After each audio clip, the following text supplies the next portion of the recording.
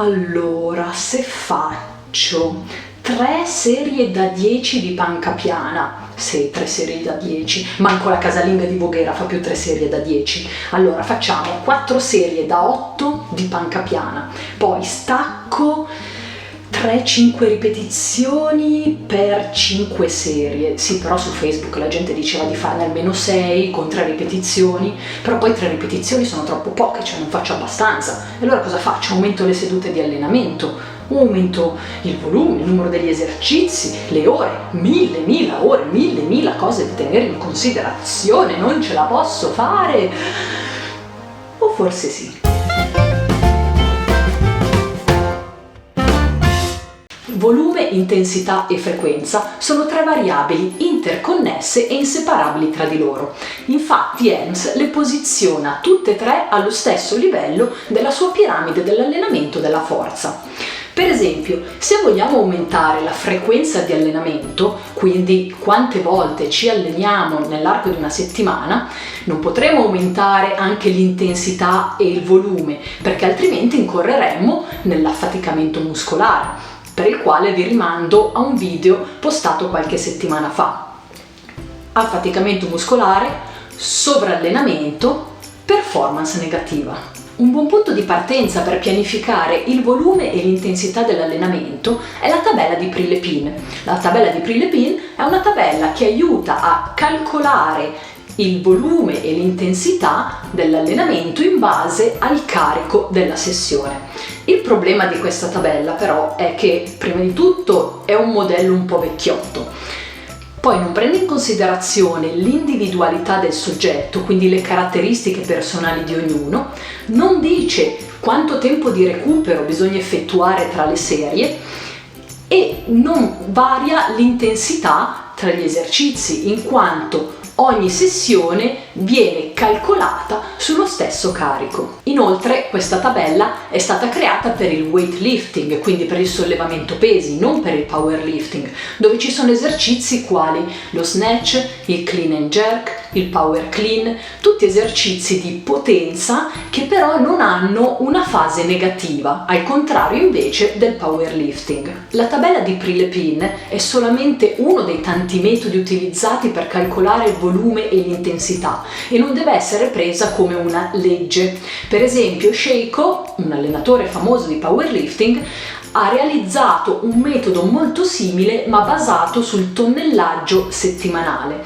Altri metodi sono quelli che si basano sull'autoregolazione, come il Russian Bear, il Canadian Bear, le Myo Reps. Tuttavia il problema di questi metodi è che non danno un'idea chiara e definitiva di quali possono essere il volume e l'intensità ottimali. Da 2 recenti meta-analisi è risultato che allenare un movimento tra le 5 e le 12 o più serie a settimana sia ottimale in termini di sviluppo della forza, mentre allenare un movimento per 10 o più serie a settimana è ottimale per l'ipertrofia. Il problema però è che al momento non ci sono studi che evidenziano un limite di volume che bisognerebbe ottenere. Ci sono però studi che hanno evidenziato che 20 o più serie a settimana non siano produttive. Però c'è un però. Quando si parla di scienza e di ricerca scientifica bisogna considerare che gli individui analizzati rientrano nella media. Se invece prendiamo degli studi specifici sugli atleti, quindi parliamo di atleti d'élite, gente che si allena da anni seguendo protocolli precisi, con un certo livello fisico che è totalmente diverso dall'atleta medio, in quel caso troviamo che 30 o più serie a settimana sono produttive per quegli atleti. Se guardiamo al contributo apportato dal volume e dall'intensità in termini di allenamento della forza, l'intensità è più efficiente, quindi si consiglia di aumentare i carichi durante l'allenamento piuttosto che aumentarne il volume. Cosa significa questo? Che, come detto in precedenza, non potremo aumentare sia il carico sia il volume, perché altrimenti rischieremo di incorrere nella fatica, quindi nel sovrallenamento, in dolori muscolari e articolari, e rischieremo pure degli infortuni. Perciò viene consigliato di mantenere lo stesso volume di allenamento ma con carichi misti, quindi alternare carichi leggeri a carichi moderati. Helms e colleghi consigliano di eseguire 2/3, 3/4 del volume di allenamento con ripetizioni che vanno da 1 a 6 in un range della scala RPE che va da 5 a 10. Ricordo che la scala RPE è la scala dell'indice dello sforzo percepito. Il restante 1/3, 1/4 del volume andrebbe allenato a un'intensità moderata con ripetizioni che vanno da 6 a 15, sempre in una scala da 5 a 10 RPE. Per ottenere il massimo dall'allenamento della forza, inoltre, dobbiamo considerare che i carichi vanno aumentati progressivamente nel tempo. Il problema però è che a un certo punto questi carichi non riusciremo più ad aumentarli. Quindi cosa faremo? Andremo ad aumentare il volume per continuare a progredire. Però anche qui c'è un effetto negativo, perché tornando a quello che dicevamo prima, abbiamo aumentato il carico, stiamo aumentando il volume, rischiamo di incorrere nella fatica.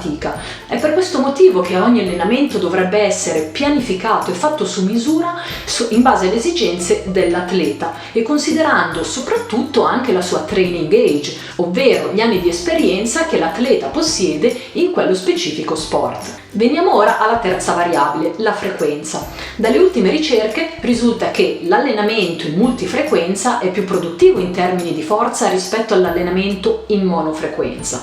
Ma cosa vogliono dire questi due concetti? Multifrequenza si intende che una o più parti del corpo vengono allenate più volte a settimana, mentre in monofrequenza si intende che una o più parti del corpo vengono allenate una sola volta a settimana. Gli allenatori occidentali hanno ribattezzato questo concetto Greasing to the Groove, ve lo lascio scritto qui in sovraimpressione, così potete andare a cercarvelo e approfondire un po' questo concetto. A sostegno di questi dati, per cui sembrerebbe che un allenamento in multifrequenza è più produttivo in termini di forza rispetto a un allenamento in monofrequenza, ci arriva in aiuto una meta-analisi che ha evidenziato come in 13 studi diversi il risultato sia stato lo stesso, ovvero che a un aumento della frequenza di allenamento corrisponde un aumento della forza negli atleti. E non solo, ci sono stati altri studi e altri review in cui si è evidenziato questo miglioramento, nonostante venisse applicato un volume di allenamento diverso. Un altro fattore molto importante che si evince da questi studi è come a un aumento della frequenza di allenamento non solo corrisponde un miglioramento in termini di forza, ma anche in termini di ipertrofia. E se consideriamo che la dimensione del muscolo contribuisce per un 30% alla prestazione atletica e che la forza esercitata da una fibra muscolare è direttamente proporzionale alla sua cross-sectional area, quindi all'area di sezione trasversale, se ne deduce che all'aumentare della misura di quest'ultima corrisponde un aumento della forza. Bisogna però ricordare che la forza non è solo dipendente dall'ipertrofia e che ci sono anche altri fattori da tenere in considerazione, come gli adattamenti neuromuscolari, gli schemi motori e anche fattori metabolici. Vista tutta questa quantità di analisi, meta-analisi, studi scientifici che ci dicono che lavorare in multifrequenza sia più produttivo in termini di forza e di ipertrofia, sembrerebbe sicuro affermare che sia vero. Però non è così. Non si può affermare con certezza che questa teoria sia vera, perché Knuckles, che è lo stesso scienziato che ha effettuato la meta-analisi di 13 studi che si occupavano dello studio della frequenza di allenamento, ci dice che, come anticipato in precedenza, la scienza si basa su medie, quindi non prende in considerazione l'individualità dell'atleta. E guardate che questo è un concetto molto importante, perché porta all'attenzione il principio di individualità dell'allenamento. Se volete approfondire ulteriormente le vostre conoscenze sull'allenamento della forza, vi consiglio un paio di libri. Il primo è il Project Strength dei ragazzi del Project Invictus, lo trovate in lingua italiana, mentre il secondo è The Muscle and Strength Pyramid Training di Helms. Training perché c'è anche la versione Nutrition, questo è blu, la Nutrition è rossa, questo però c'è solo in lingua inglese. Ovviamente, come sempre, trovate gli studi a cui faccio riferimento nel mio video in descrizione, dove trovate anche i link agli altri social network dove potete contattarmi, quindi venitemi a trovare, fatemi un saluto. Grazie per essere stati con me e ci vediamo al prossimo video. Ciao Italia!